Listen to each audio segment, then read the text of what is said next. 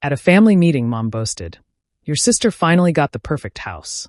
When will you?" Everyone laughed, except me, because what they didn't know was that I'd been paying for that house for years. Stick with me while I share my story, and if it touches you, don't forget to support our channel by hitting that subscribe button, dropping a like, and sharing it with the people you care about.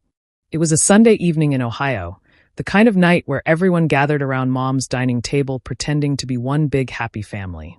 The smell of roast chicken filled the room, and my sister Molly sat there glowing, showing off pictures of her new house. Mom couldn't stop talking about it.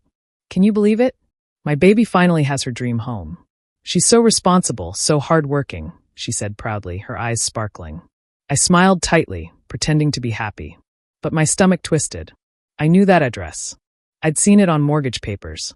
It was the same property I'd been helping Mom pay off for years, the one she told me was for her retirement.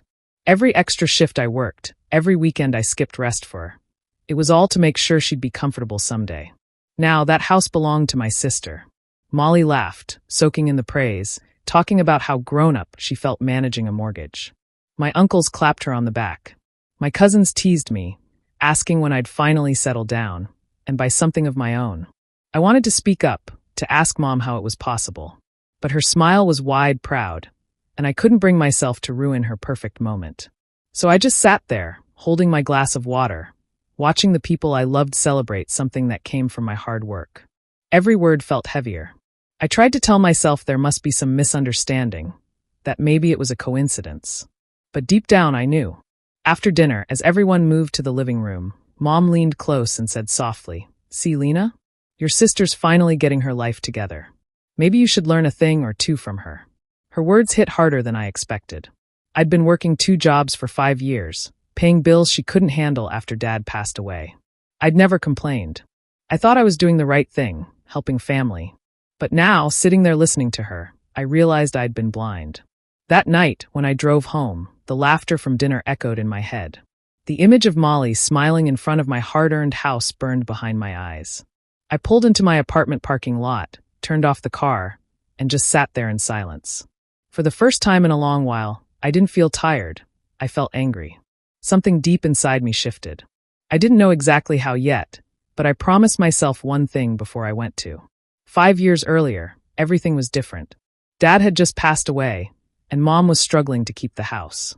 The mortgage was behind, the bills were piling up, and she cried almost every night at the kitchen table. I remember sitting beside her, holding her hand, and promising I'd help her no matter what. At that time, I was already working full-time as a nurse, but the hospital shifts barely covered my own rent. Still, I took a second job at a local clinic on weekends. I told myself it was temporary, just until Mom got back on her feet. Every extra dollar went straight to her. I didn't buy new clothes, didn't go out, didn't even take vacations. I just worked and paid, believing I was doing something good for my family. Mom said she'd pay me back once things stabilized. "You'll see, Lena," she used to say. "This house will be yours someday. You've done more for it than anyone." Those words kept me going. I trusted her completely. Meanwhile, Molly was living a different kind of life. She was always on some trip, Miami 1 month, Las Vegas the next. Every time she came home, she had new clothes, new shoes, a new story about how exhausting her vacation had been. Mom never said a word to her about being responsible. Instead, she praised her for living her youth. I'd come home tired from a double shift, and Mom would be laughing with Molly about shopping or parties. I'd tell myself it didn't matter. Family wasn't about fairness. It was about love. I handled everything for Mom. I paid the property taxes, renewed her insurance, even helped her refinance when interest rates changed. She didn't like dealing with banks, so I signed most of the papers, trusting her explanations. She'd say things like, "It's just to make things easier legally," and I'd sign. I never imagined she'd use that trust against me. One afternoon, about 2 years into helping her, I came home to drop off some mail. On the kitchen counter, I saw an envelope from the mortgage company. I didn't mean to pry, but my name was on the letter too, so I opened it. Inside was a statement, but something was off. Under co-owner, the name Molly Crawford appeared. My hands went cold. I thought it had to be a mistake. I called Mom right away, but she brushed it off. "Oh, it's nothing," she said quickly. "Just paperwork." Molly needed to be listed in case something happens to me. I wanted to believe her, so I did. I told myself not to overthink it. But something in her voice didn't sit right. For the first time, I felt uneasy, like maybe all those long nights and double shifts weren't for the reason I thought. Looking back, that moment was the start of everything falling apart. I didn't know it yet, but the house I was fighting so hard to save wasn't really mine to protect anymore. It was already being handed to someone else, the one person who'd never sacrificed a thing.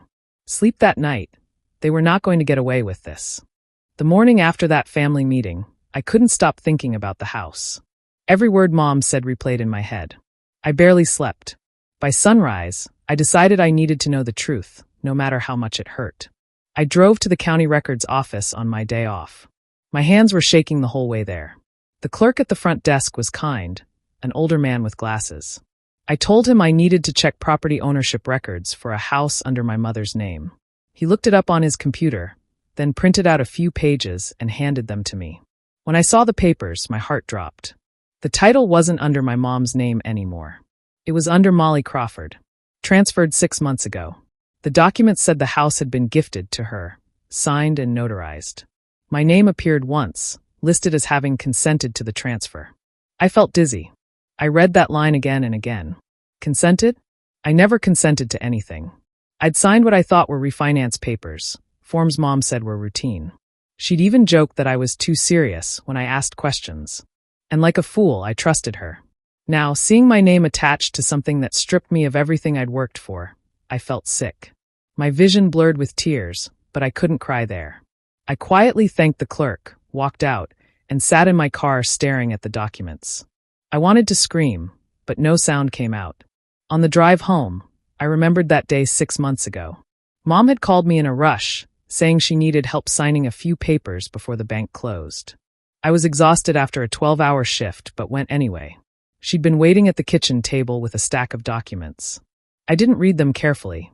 She said it was just refinancing to lower the payments. She'd even made my favorite soup, smiling like everything was fine. That was the day I unknowingly signed away everything I had worked for. That evening, I went straight to her house. She was in the living room watching TV, acting like nothing was wrong. I dropped the printed pages on the table in front of her. "Explain this," I said quietly. She glanced at them, sighed, and said, "I was going to tell you eventually." "Tell me what?" I asked, my voice shaking. "That you gave my house to Molly?" Her face hardened. "Lena, you already have your own life. Molly needed a start. You're doing fine, she's not." For a moment, I just stood there, speechless. That was her justification? All those years of helping her, working double shifts, skipping holidays, erased with one cold sentence. Something inside me broke that night. I looked at my mother, and for the first time, I didn't see family. I saw a woman who used my love to build someone else's dream. I left without saying another word, the sound of the door closing behind me louder than anything she could have said. After that night, I stopped answering their calls. I couldn't talk to them without feeling sick. My phone buzzed constantly, Mom calling, Molly texting, even my aunt trying to smooth things over. I ignored them all. I needed space to breathe, to think, to stop shaking every time I remembered Mom's face saying, Molly needed a start. A week later, Mom showed up at my apartment unannounced. She stood at my door holding a grocery bag, pretending everything was normal. "Lena, stop being so dramatic," she said as soon as I opened the door. "You're making a big deal out of nothing." I laughed bitterly. "You stole from me, Mom. That's not nothing." She frowned, like she couldn't understand why I was upset. "You're being ungrateful. You have your own place, a good job, a future. Why can't you just be happy for your sister?" That word, ungrateful, hit hard. After everything I'd done, all the years I'd given, that was what I was to her. I closed the door before she could say more. I didn't owe her another word. Days turned into weeks. I focused on work and tried to forget. But it got worse. One night, a coworker showed me something on social media. Molly had posted photos of the house, the living room I'd helped paint, the kitchen I'd bought appliances for, with a caption that read, "Hard work pays off. Finally living my dream." My chest tightened as I scrolled through the comments. Everyone congratulated her, calling her inspiring and such a strong woman. I wanted to scream. Hard work. She had no idea what hard work was. She'd never missed a meal, never pulled a double shift, never sacrificed a thing. That night, I couldn't sleep. I went through my old folders and bills, trying to distract myself. That's when I noticed something strange. A joint savings account I had opened years ago with Mom, the one meant to pay off Dad's remaining medical bills, was almost empty. There had been thousands in there. I logged into the account and saw the withdrawals, steady amounts over the past year. The latest transaction was a payment to a construction company. My stomach dropped. I called the company the next morning, pretending to be Molly's assistant. They confirmed a renovation project for the address of her new house. Kitchen upgrades, flooring, appliances, all paid with money that was supposed to honor our father's memory. I sat at my desk and stared at the computer screen until my vision blurred. This wasn't just about money anymore. It was about respect, about trust, about love. Everything I thought my family stood for was gone. The betrayal cut deeper than anything before. My mom had used my loyalty, twisted my good intentions, and erased every sacrifice I made. My sister had taken it all and smiled for pictures like nothing happened. That was the moment I stopped hoping they'd understand. Something inside me hardened. I wasn't just hurt anymore, I was done. I didn't want to shout or make a scene. I wanted something that would stand up in a courtroom, not at a dinner table. So I started moving quietly, like I had been doing everything else for years. First, I called a real estate attorney I'd found online and explained the situation without emotion. The lawyer asked me to bring every piece of paper I had, mortgage statements, bank slips, emails, anything showing I had paid or that my name appeared on documents. I spent the next few days at my kitchen table with a stack of folders. I pulled old email threads, scanned checks and receipts, and saved every bank transfer that linked me to the house account. I copied texts where Mom thanked me for covering certain bills and notes where she promised to make it right. I printed records of phone calls. Little things that showed a pattern. I knew courts liked patterns more than one-off claims. At my appointment, the attorney went through everything and told me to keep it private. He ordered an official chain of title search and compared signatures on the transfer forms to the ones on file from other documents I had signed. When the report came back, he called me in his office and said it bluntly. 2 signatures on crucial forms looked forged. That was the word I had been too afraid to use. Forged. Hearing it made my hands steady. I stopped being the scared daughter and became someone who collected facts. The lawyer explained the next steps but stressed evidence would be key. So I widened my search.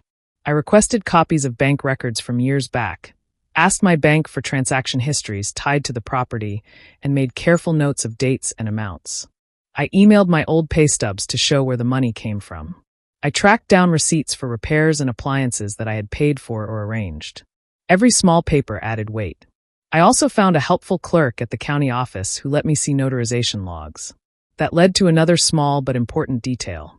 The notary's stamp on one transfer didn't match those on the other documents Mom had signed in person. It was a small inconsistency, but taken with everything else it mattered. I didn't tell anyone what I was doing. Not my friends, not coworkers. My life quietly became a project. Gather, verify, store. I photographed binders, made photocopies, and stored digital backups in a secure folder.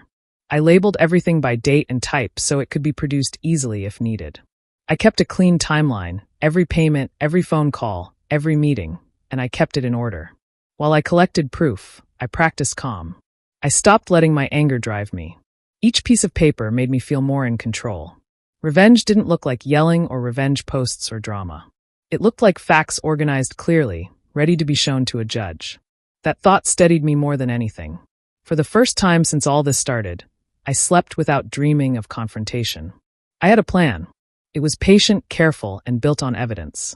I wasn't ready to strike yet, but I knew I was building something that couldn't be ignored.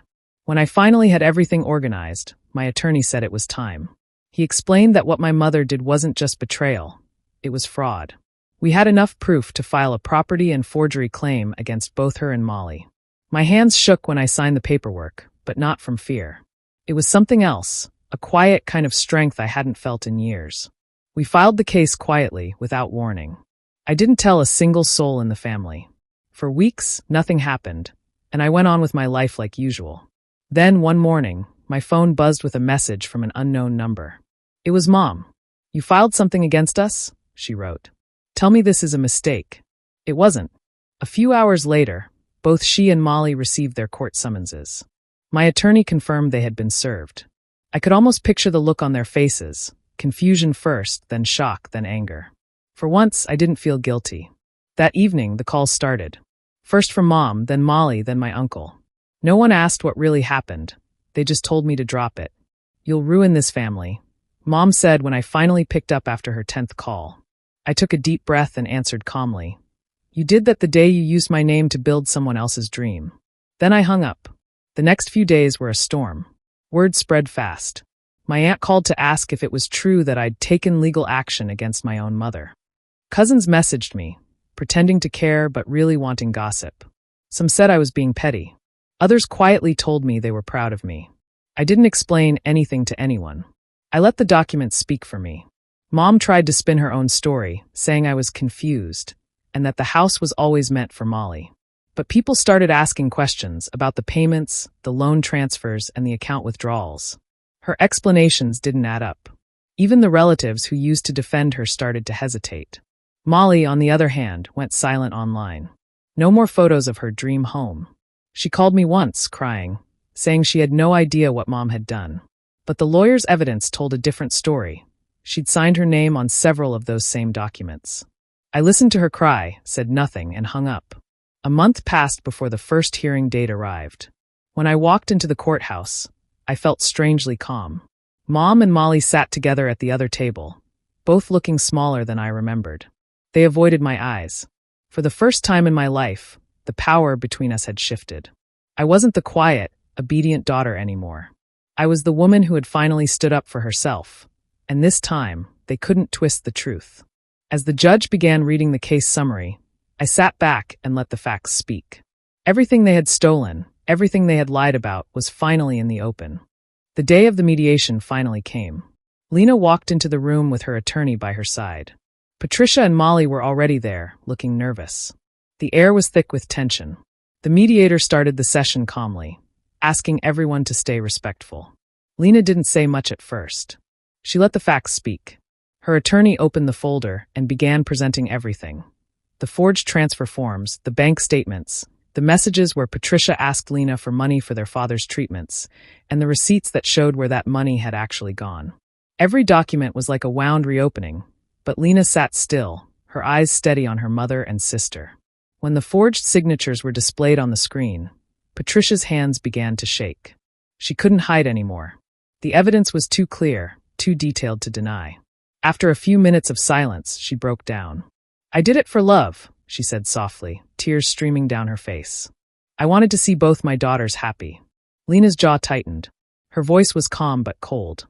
"You wanted to see her happy at my expense," she said. "You didn't do this for love.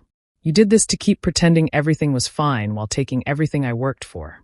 Molly tried to jump in, crying and shaking her head. "I didn't know she forged anything. I thought you agreed." But the emails told a different story. There were messages between her and Patricia discussing the transfers, the renovations, and even plans to keep Lena calm until things settled. The lies collapsed under the weight of truth. The mediator looked disappointed but firm. "The evidence shows clear fraud and deliberate deception," he said. "The property transfer is hereby voided. The house will be sold, and the proceeds will go towards settling the outstanding debts left from Mr. Walker's medical bills. Any remaining funds will be divided fairly according to law." Patricia covered her face, sobbing quietly. Molly sat frozen, her face pale.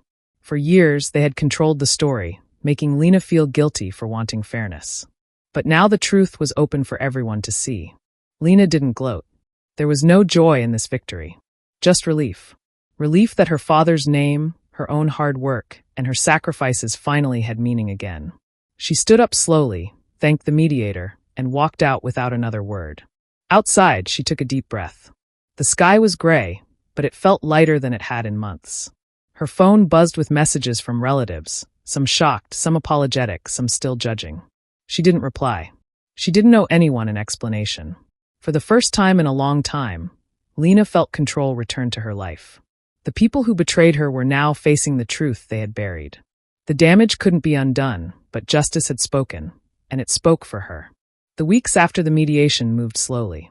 Patricia and Molly had no choice but to sell the house. It was the same house they had bragged about for months, the one built on lies and stolen trust. Now real estate agents came and went, strangers walked through the rooms, and the perfect home, they once flaunted became a reminder of their downfall. Lena didn't go to see it. She didn't need to. The court had handled everything, and she wanted no part in their chaos anymore. When the sale finally went through, Patricia and Molly were left with nothing. The debts were cleared, and whatever remained was small. Not enough to rebuild what they had lost, not just in money, but in dignity. While they dealt with the mess they created, Lena packed her own things and quietly moved into a small apartment across town. It wasn't big or fancy, but it was hers. It felt peaceful, clean, honest, and free of memories that hurt.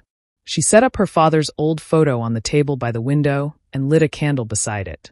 That simple act gave her more peace than any of their false promises ever had. Family members started calling, texting, and gossiping. Some blamed her, saying she should have kept it in the family. Others supported her quietly, admitting they had always seen the favoritism. Lena didn't respond to any of them. She had no energy left for explanations. She had learned that silence was more powerful than words. Patricia tried reaching out a few times. First through calls, then through messages. When those went unanswered, she finally sent a letter. The envelope arrived one morning, handwritten and long. Lena stared at it for a while. She thought about opening it, about seeing what excuses or regrets her mother had written. But something in her heart told her not to. She didn't need closure from a woman who had already shown her who she was. Lena placed the letter in a drawer beside old papers, not as a keepsake, but as proof of how far she had come. She didn't tear it up or throw it away. She just didn't read it. It stayed sealed, silent, like the relationship between them. Days turned into weeks, and the noise around the case began to fade. People moved on to other stories, other dramas. But for Lena, life was just beginning again. She spent her evenings cooking simple meals, walking by the park, and enjoying quiet moments that used to feel impossible. There were still scars, but they didn't control her anymore. Her mother's voice no longer dictated her choices. Her sister's shadow no longer dimmed her light. For the first time, Lena felt free, not from her family, but from the guilt and manipulation that had tied her down for years. She didn't need revenge or recognition, just peace. And now she finally had it.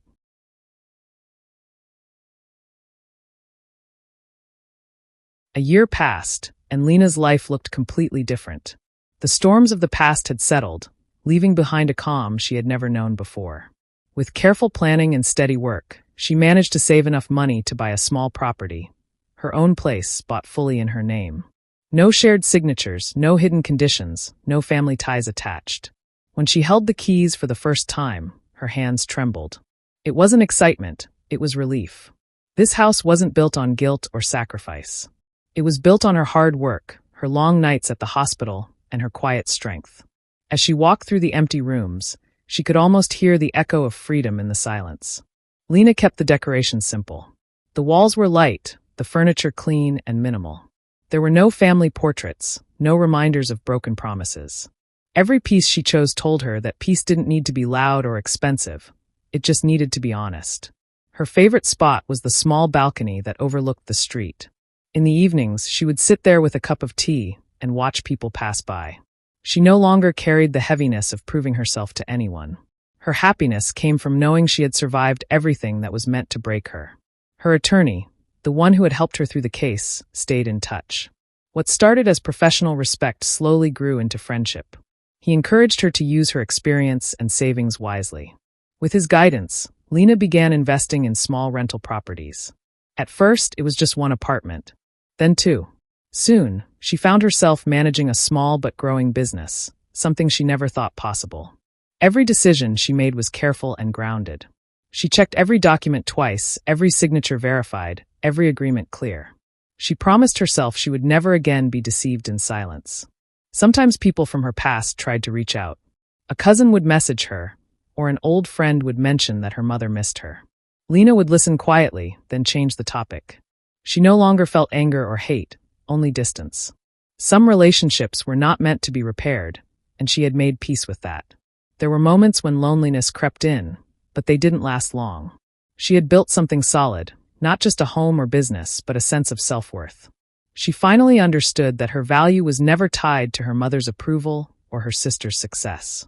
She had built her life despite them, not because of them.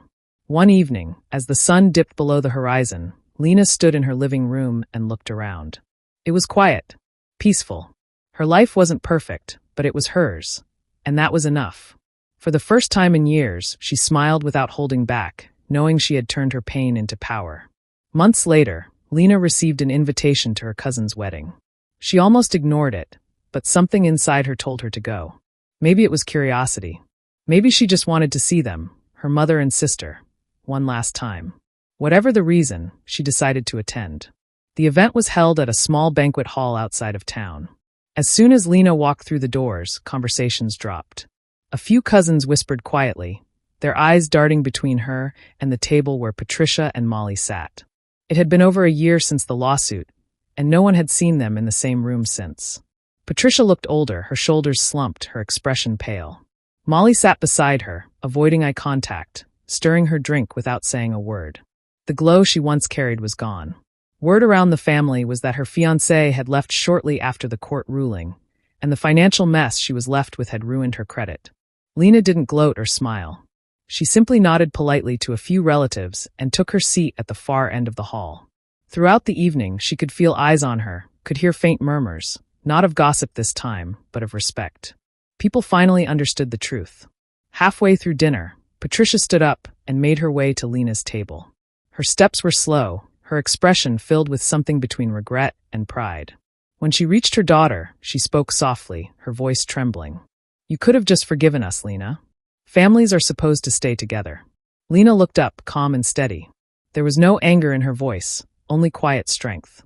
"Forgiveness isn't free, Mom. It's earned, and you never paid for it." Patricia froze. The room went silent again. Lena stood, brushed off her dress, and gave her mother a small, almost kind smile. Not out of love, but closure. Then she walked away, leaving her mother standing there in silence. Outside, the evening air was cool. The sun had set, and string lights glowed softly across the garden. Lena stepped out into the open, away from the noise and chatter. She took a deep breath and let it out slowly. For the first time in years, she felt completely free. She thought about everything: the long nights at work, the betrayals, the courtroom, the quiet rebuilding of her life. All of it had brought her here, to this exact moment of peace. Looking up at the stars, she whispered to herself, "I didn't lose a family. I freed myself from one." A faint smile touched her lips as she turned toward the parking lot. She didn't look back at the hall, at her mother or her sister. That chapter was over. She walked away with her head high, ready to keep building the quiet, honest life she had fought so hard to create.